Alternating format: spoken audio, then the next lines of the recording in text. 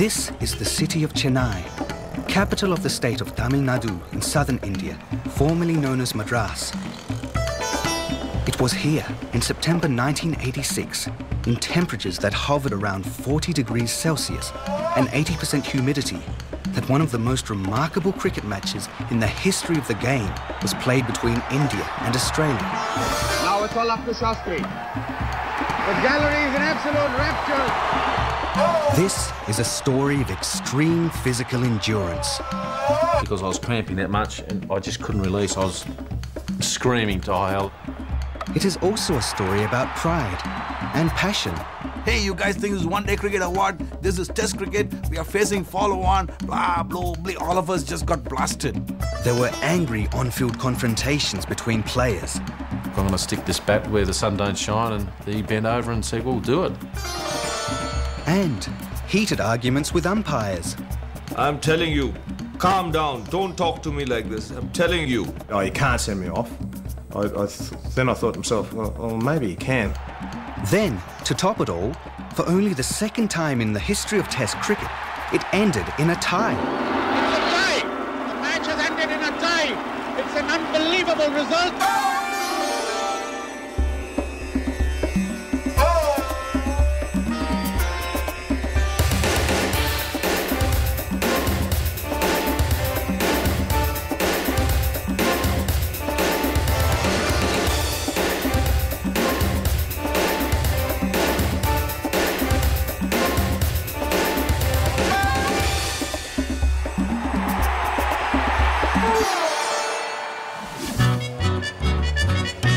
Ryder leads his Australians out in the unofficial test which they won against an Indian 11 at Bombay.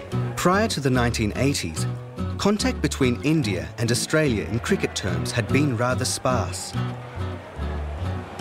The first tour by any Australian side to India was in 1935-36, when a team comprised of some first-class and retired Test cricketers made an unofficial visit under the patronage of the Maharaja of Patiala.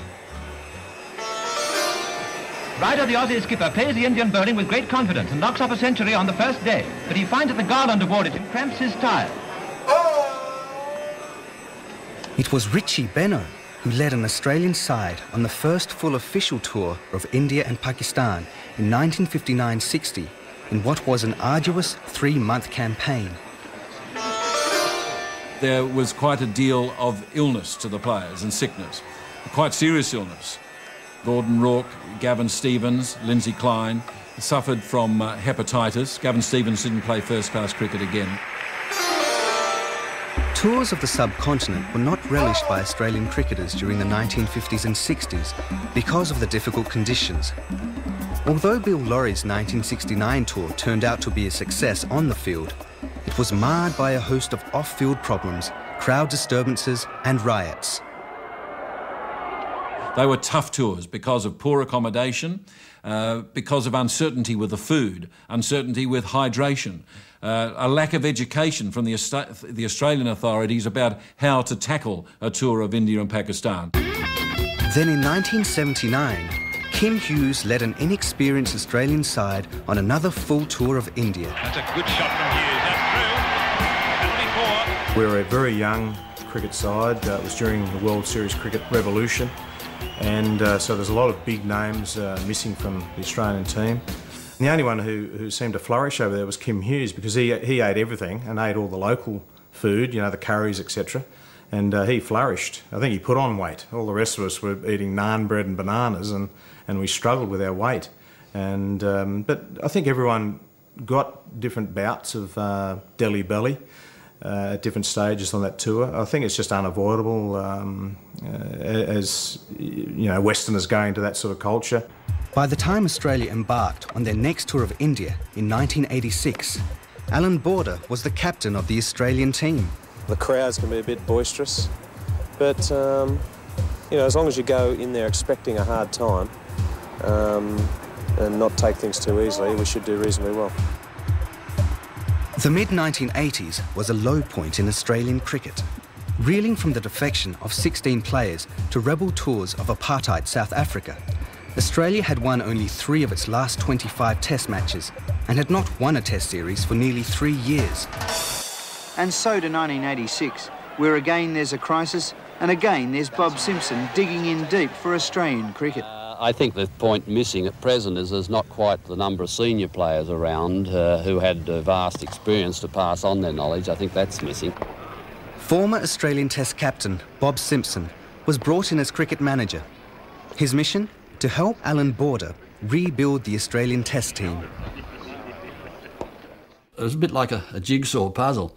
We set aside a group of 5 players who we thought had the attitude and the nous and the stubbornness to be, fine Test cricketers. One, of course, is Alan Border, Craig McDermott, David Boone, Jeff Mahush and Steve Waugh. And they were the first 5 who went into the jigsaw puzzle. Myself as captain and Bob Simpson as coach, we felt that we were starting to develop a good nucleus. So going to that tour of India, we had high expectations that we could hold our own. The first Test match of the 1986 series was played in Madras at the Chidambaram Stadium, at the very time of the year when the hot and humid conditions were at their worst. It was the beginning of the northeast monsoon season. It's never easy to play cricket in India at any time of the year, but this particular time in the south of India is very confronting for athletes.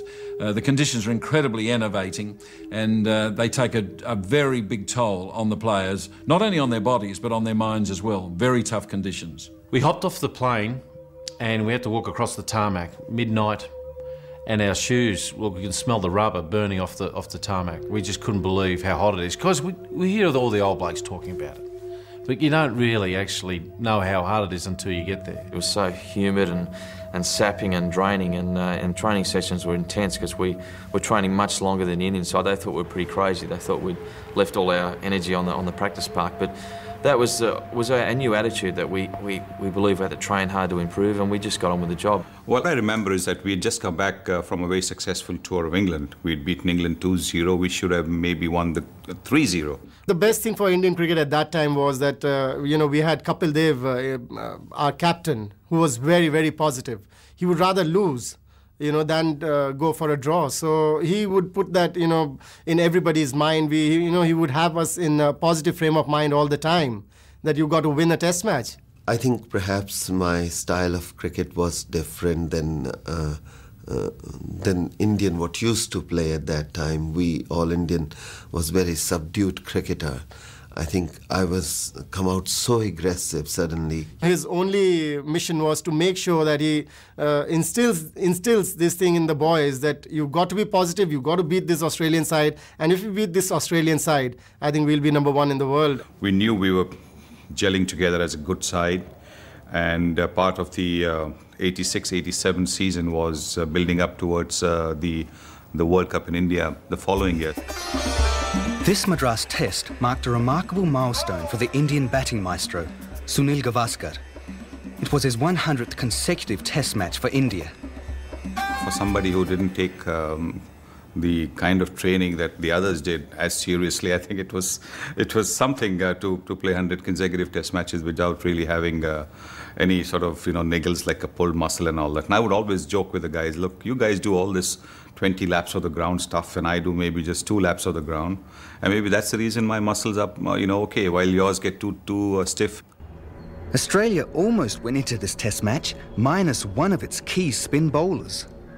Well, I unfortunately had a pizza the night before the game. 3 hours after I'd eaten my pizza, I thought my world was going to end. So I did go into the match a little bit ill, and that probably stayed with me for a lot of the game. With temperatures around 40 degrees Celsius and 80% humidity forecast for the next 5 days, the toss was all important. If we had lost the toss, I still don't know whether I would have got on the park. But the toss went up, and Liz had come in and suggested that we were batting, so I immediately fell back on the couch I was on, or the table I was on, and proceeded to spend the day there, of course. I don't think I've ever seen or played in a Test match where the conditions over 5 days were so appalling as that Madras Test match. It was terrible. The humidity was bad.